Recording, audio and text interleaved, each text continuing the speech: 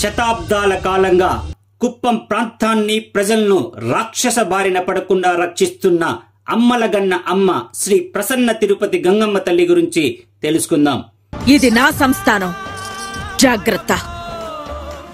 సుమారు 19వ శతాబ్దంలో కుప్పంలోని పాతపేట సమీపంలో గునేసి బావి వెనకాల మట్టి రూపంలో గంగమ్మ అమ్మవారి విగ్రహం ఉండేది.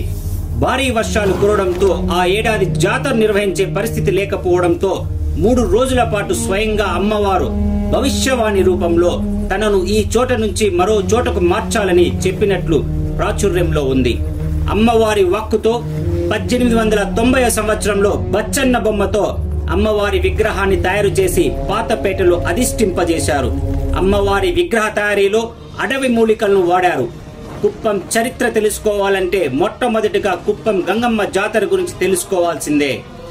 దక్షిణాది రాష్ట్రాల్లో కుప్పం గంగమ్మ జాతరకు అంతటి ప్రాధాన్యతను సంతరించుకుంది.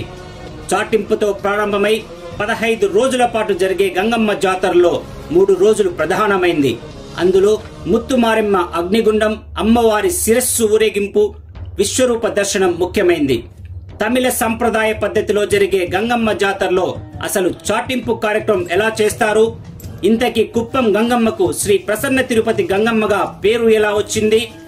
జంతు బలులు అమ్మవారి కోసమా? కుప్పం పట్టణ వీధుల్లో అమ్మవారి శిరస్సు ఊరేగింపు రాక్షస సంహారానిక? పూర్వకాలంలో ప్రజలను వ్యాధులకు గురి చేసిన రాక్షసులు ఎవరు? విశ్వరూపంలో అమ్మవారు ఎవరిని సంహరించారు?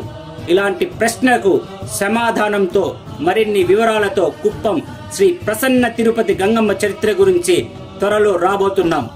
మరిన్ని ఇంట్రెస్టింగ్ వీడియోల కోసం మా ఛానల్ సబ్స్క్రైబ్ చేసి ప్రోత్సహించాలని కోరుతున్నాం.